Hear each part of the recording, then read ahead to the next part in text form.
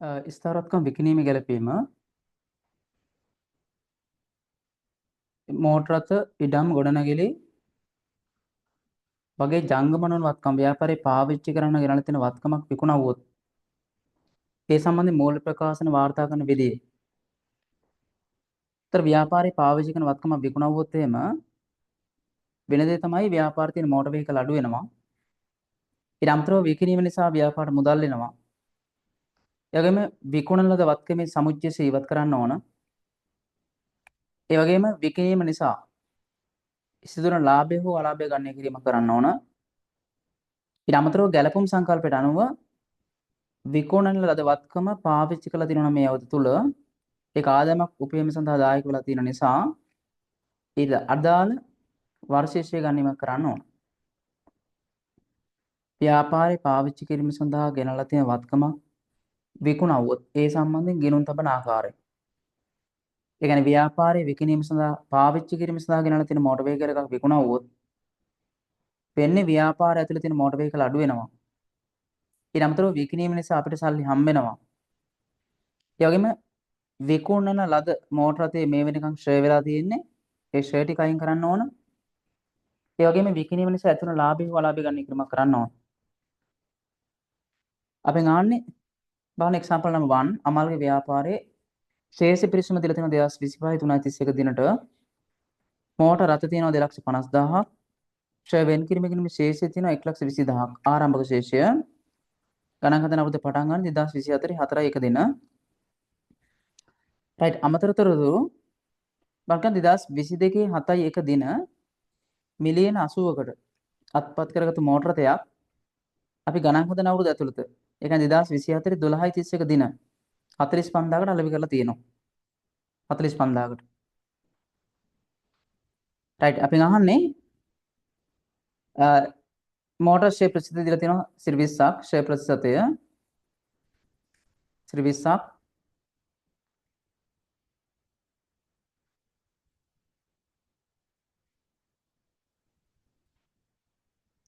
Right 2025 331 දින අවසන් වර්ෂය සඳහා ලෙජර් ගිණුම්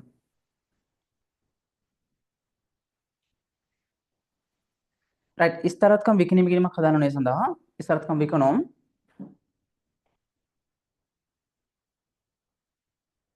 මොන ව්‍යාපාරයේ පාවිච්චි කිරීම සඳහා ගෙනල්ලා තියෙන වත්කමක් විකුණු ලැබුවොත් ඒ ගිණුම් තබන ආකාරය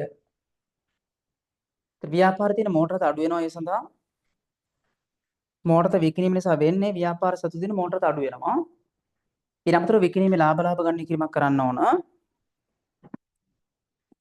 අපි ගන්න 2025 331 දින අවසන් වර්ෂය සඳහා අදාළ ලෙජර් ගිණුම් හරි එතකොට ඉස්සරම අපි හදන්න මෝටර රථ ගිණුමක් හදන්න ඕන ව්‍යාපාරයේ තියෙන මෝටර රථ අඩු වෙනවා මෝටර රථ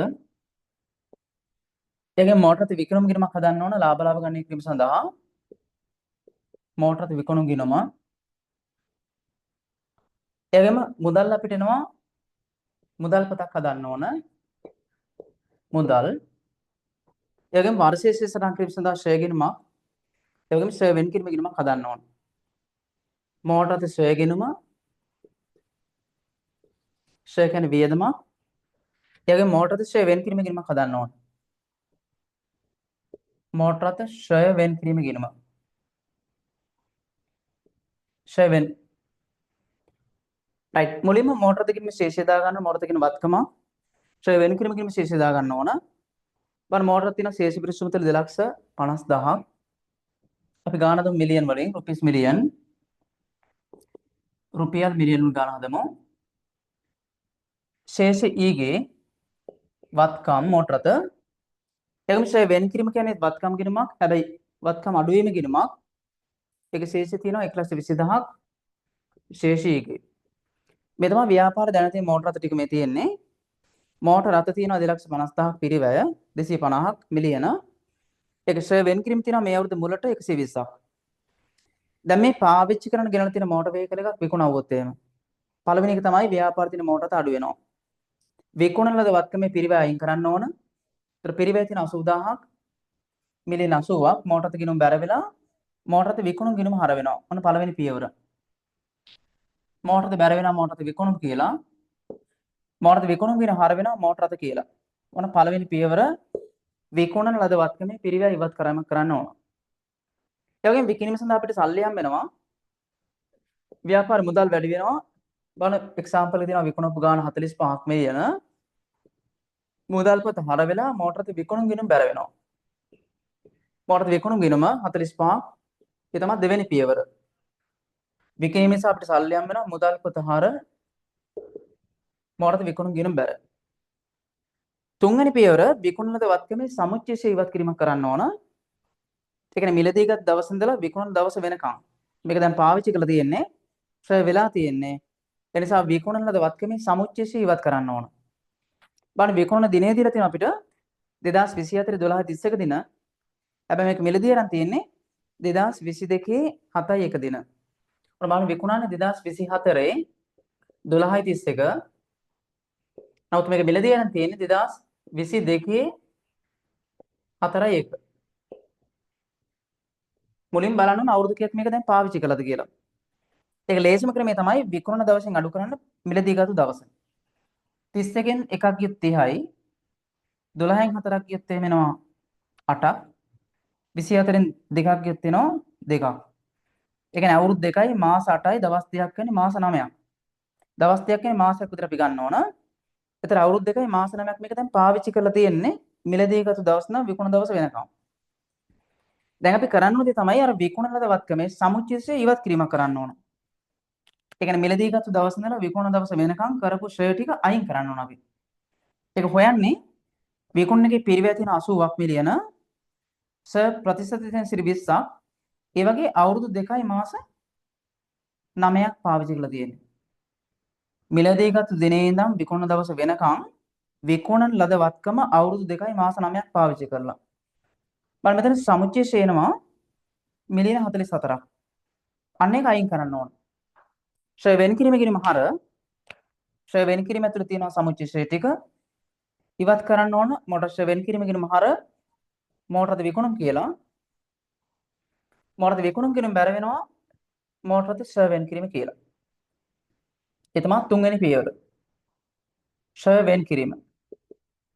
බලන්න පළවෙනි පියවර තමයි විකුණන එකේ පිරිවැය අයින් කරන්න ඕන. දෙවෙනි පියවර විකිණීමෙන් ලද මුදල් සටහන් කිරීමක් කරන්න ඕන. ඒ වගේම මිලදී ගත්ත දවස් ඉඳලා විකුණන දවස වෙනකම් කරපු සමුච්චිත ෂෙයා ටික.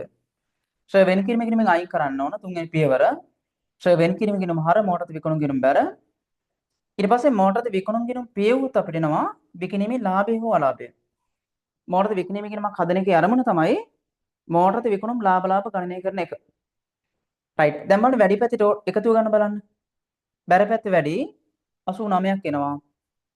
ඩෙබිට් පැත්තට ගන්න. මෙන්න මේ එන වෙනස තමයි ලාභය. ලාභ කියලා යන්නේ. වෙනස හර පැත්තට આવත් ලාභයක්. වෙනස බැර පැත්තට આવත් අලාභයක්. මේක තමයි මෝටර රථ විකිණීමේ ලාභය.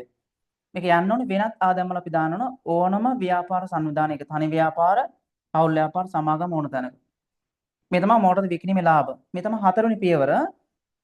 මෝටර රථ විකුණුම් කිරීම හර වෙලා ලාභ ගිණුම් බැර වෙනවා. ආදායම් ප්‍රකාශයේ. ඊට පස්සේ ගැළපීම් සංකල්පයට අනුව මේ වත්කම් දැන් පාවිච්චි කරලා තියෙන නිසා ආදායම් පිවිසුමා දායක වෙලා තියෙන්නේ අපි ගණන් හදන අවුරුදු ඉවර වෙන්නේ 2025 3:31 ගණන් හදන 2025 3:31 දිනේ අවසන් වර සඳහා පටන් ගන්නෙ 2024 4:1 මේ තමයි ගණන් හදන අවුරුද්ද. මේකට අපි කියනවා ගිණුම් කාල පරිච්ඡේදය කියලා. අනේ ගණන් හදන අවුරුද්ද ඇතුළත විකුණලා තියෙන මේක 2024 12:31. දැන් අපි මේ බලන්නේ විකුණන වත්කම ගණන් හදන අවුරුදු තුල මාස කීයක් පාවිච්චි කළාද කියලා මේ බලන්නේ. මුලින්ම ගණන් හදන අවුරුදු තේරුම් ගන්න accounting period එක ගිණුම් කාල පරිච්ඡේදය ඉවර වෙන්නේ 2025 3:31 දින අවසන් වර්ෂයට. එනම් මේක පටන් ගන්න 2024 4:1 දින විකුණන්නේ 2024 12:31 දින විකුණන ලද වත්කමත් මේ අවුරුද්දේ මාස 9ක් පාවිච්චි කරලා තියෙන්නේ. එහෙනම් මාස 9ක් ඉන්කම් එක ආදායම් ඉපීම සඳහා දායක වෙලා තියෙන්නේ. වර්ෂයේ ගණනය කරනකොට මෝටර තියෙනවා 2,50,000ක්. අන්නේ 2,250ක් තියෙනවා මිලියන වලින්. මේක දැන් කොටස් දෙකකට බෙදා ගන්න ඕන. විකුණන ලද වත්කමයි ඊටු ටිකයි. බලන්න විකුණන ලද වත්කමේ පිරිවැය තියෙනවා මිලියන 80ක්. එහෙනම් මේකෙන් මිලියන 80ක් ගියත් ඉතුරු ටික එනවා මිලියන 170ක්. දැන් මම වර්ෂයේ හොයනකොට බලන්න ඕනේ ගණන් හදන අවුරුද්ද ඇතුළත ආදායම විපරිණාමය සඳහා කොච්චර කල් මේක පාවිච්චි කළාද කියලා බලන්න ඕන. ආදායම බලන්න ගැළපුම් සංකල්පයේ තේරුම තමයි ආදායමට අනුරූපිත වියදම. වියදමක් විදිහට ගන්න ඕන. එහෙනම් මේ විකුණන මෝටරතේ විකුණුවට මේ අවුරුද්දේ විකුණුම් ආදායම් ඉපීම සඳහා දායක වෙලා තියෙන්නේ. එහෙනම් වර්ෂයේ හොයනකොට ඒ වත්කමටත් 20 ගානේ මාස 9ක් පාවිච්චි කරලා තියෙන බලන්න. එහෙනම් මාස 9ක් බලනවා වර්ෂයේ 12 මාස 9ක්. ඒ වගේම ඉතුරු ටික විකුණපු නැති නිසා ඒක සම්පූර්ණ අවුරුද්දම පාවිච්චි කරලා තියෙන්නේ. ඒකට 20ක් සම්පූර්ණ අවුරුද්දම බලන්න ඕන. ඔන්න බලන්න වර්ෂයේ ඕනේ විදිය. විකුණන ලද වත්කම මාස 9ක් පාවිච්චි කරලා ඒකට මාස 9ක් බලන්න ඕන. එතන එනවා මිලියන 12ක්. ඉතුරු ටික විකුණපු නැති නිසා සම්පූර්ණ අවුරුද්දම පාවිච්චි කරලා 20ක් සම්පූර්ණ අවුරුද්දම බලන්න ඕන. මේ තමයි වර්ෂයේ ගැළපුම් සංකල්පයට අනුව. විකුණන ලද වත්කමත් ආදායම් සඳහා දායක වෙලා තියෙන්නේ. එහෙනම් ආදායමට අනුරූපිත වියදමක් විතර ගන්න ඕන. ගැළපුම් සංකල්පට අනුව ගෙනුම් කාල පරිච්ඡේදය තුල විකුණන ලද වත්කම මාස 9ක් පාවිච්චි කරලා ආදායම උපයන්න දායක වෙලා ඒකටත් මාස 9ක ශ්‍රය වියදමක් විතර ගන්න ඕන. ඒතර සම්පූර්ණ ශ්‍රය ටික එනවා මිලියන 46ක්. ඒක දිස්රන් තමයි ශ්‍රය ගිණුම හර මිලියන 46ක්. ශ්‍රය වෙන් කිරීමේ ගිණුම බැර. ශ්‍රය වෙන් කිරීමේ ගිණුම බැර වෙනවා ශ්‍රය කියලා. ශ්‍රය ගිණුම මොකට ශ්‍රය ගිණුම හර වෙනවා ශ්‍රය වෙන් කිරීම කියලා. ශ්‍රය වෙන් කිරීම.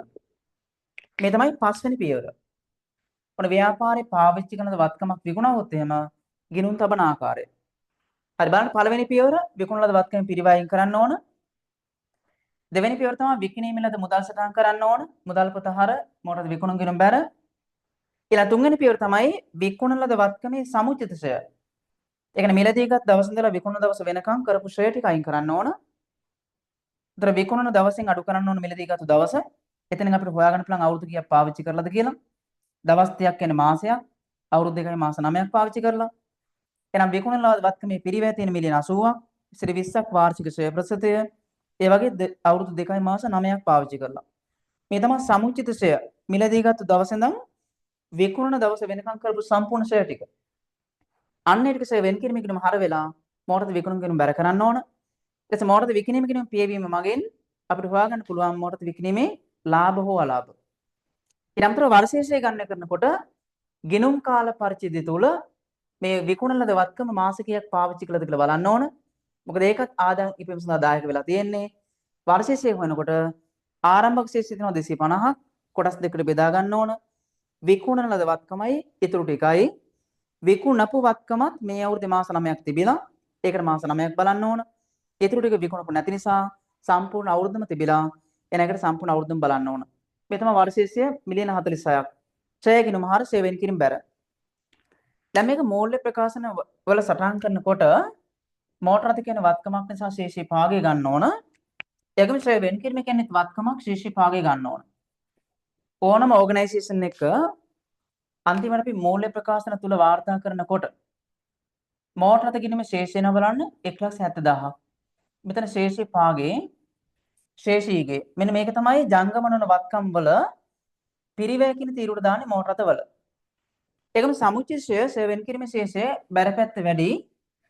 ඒක හර පැත්තට ගන්න. එන වෙනස මෙන්න මේක තමයි සමුච්චිත ශ්‍රය විදියට ජංගමනන වත්කම් වල අපි සමුච්චිත ශ්‍රය මෝටර රථ ඉස්සරහින් පෙන්වන්න ඕන. සමුච්චිත ශ්‍රය. ඊළඟට වර්ෂයේ වේදමක් මේක තමයි ලාභ ලාභකට යන වේදමක් විදියට මුදල් වත්කමක් ජංගම වත්කම වලට යනවා. විකිණීමේ ලාභ යන්නේ වෙනත් ආදායම් වලට. ඔන්න ව්‍යාපාරය පාවිච්චි කරන ලද ස්ථාරත්මක විකුණුවොත් ඒක වාර්තා කරන ආකාරය. ස්ථාරත්මක විකිණීම දේපල පිරියත උපකරණ.